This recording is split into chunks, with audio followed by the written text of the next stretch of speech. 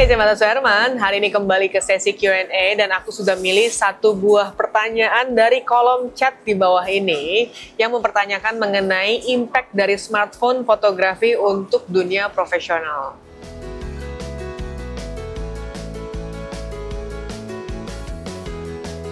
Makasih banyak buat teman-teman yang udah kirim email ke martasuherman@gmail.com dan juga buat teman-teman yang suka tulisin komentar dan juga pertanyaan di kolom chat di bawah ini. Jadi di sini aku milih satu buah pertanyaan yang datang dari Albertus Wikan 9512.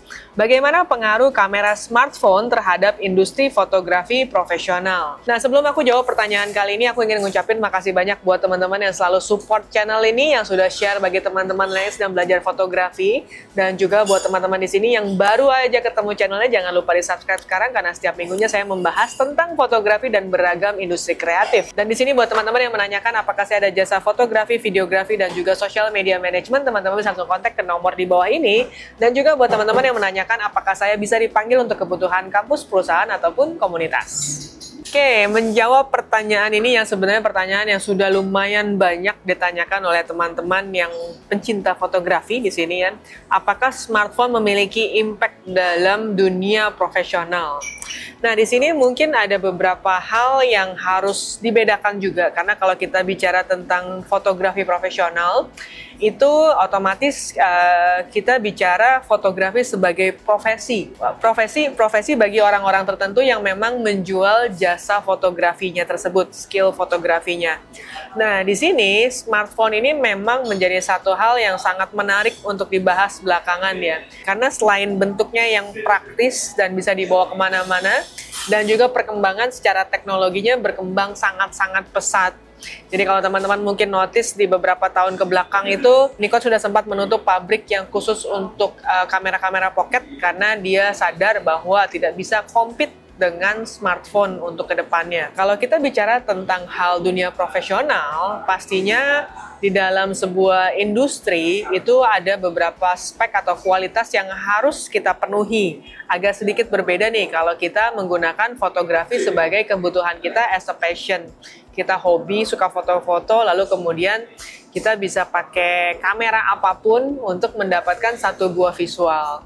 Nah, di sini dalam dunia fotografi biasanya untuk ranah profesional yang saya jalankan, terutama untuk advertising, production house ya, itu otomatis kita tetap dibutuhkan menggunakan kamera-kamera profesional, seperti menggunakan kamera mirrorless DSLR, bahkan kita masih menggunakan kamera-kamera medium format, karena kita dituntut untuk memberikan output yang terbaiknya. Kamu bayangkan kalau kamu sebagai klien, pemilik brand, pemilik satu buah usaha, lalu dia meng-hire kamu, lalu kamu kemudian pakai smartphone yang biasa dipakai sehari-hari sama si bosnya itu juga gitu ya. Otomatis dia ngerasa kayak, ngapain gue nge-hire lu, gue juga bisa ngelakuin toh alat-alatnya juga sama. Tapi bukan hanya itu aja, teman-teman juga harus mengerti bahwa kamera smartphone itu kan berbeda sensornya dengan kamera-kamera yang bersifatnya profesional. Kamera mirrorless, kamera medium format.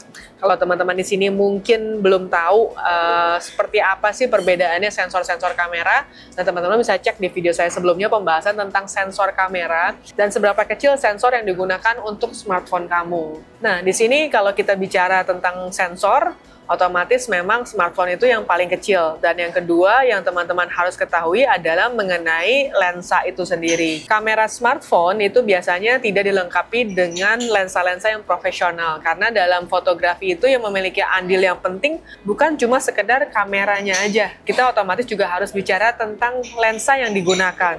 Untuk mendapatkan efek-efek tertentu, mendapatkan distorsi, mendapatkan foto-foto dengan jarak yang jauh, kita harus menggunakan telefoto gitu ya. Jadi otomatis di sini banyak andil, bukan cuma sekedar kamera, bukan cuma sekedar sensor aja, tapi keseluruhan dari apa yang harus kita lakukan. Nah, di sini juga otomatis kalau kita bicara dunia profesional, kita juga bukan cuma sekedar bicara bahwa fotografi itu cuma sekedar jepret-jepret aja gitu ya.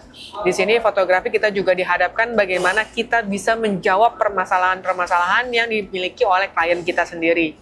Bagaimana kita memberikan experience yang baik bagi mereka, bagaimana kita mengkomunikasikan ide kita, sehingga ide kita ini bisa tereksekusi dan tersampaikan juga pada audiensnya mereka. Jadi di sini banyak hal yang menurut saya tidak bisa digantikan oleh smartphone. Tapi satu poin yang mungkin harus dicatat juga, setelah kemarin eranya COVID, pandemi, itu memang ada sedikit perubahan. Jadi ada sedikit perubahan yang memang memiliki imbas pada dunia fotografi, di mana digitalisasi itu menjadi sangat cepat gitu ya. Otomatis kalau teman-teman di sini sadar, pada saat pandemi kemarin orang-orang mulai melakukan transaksi secara online karena pandemi itu merubah gaya hidup kita. Digitalisasi menjadi lebih cepat otomatis. Nah, di sini komunikasi yang dilakukan oleh sosial media ataupun platform lainnya yang berbelanja yang keranjang kuning, keranjang hijau gitu ya. Nah, di sini otomatis kita membutuhkan visual-visual yang memang harus disampaikan. Ada beberapa teman-teman industri yang memang memproduksi barang-barang tertentu atau jasa tertentu, mereka otomatis membuat sebuah visual untuk menyampaikannya, karena secara platformnya sendiri memang mengharuskan visual itu tersampaikan dengan baik.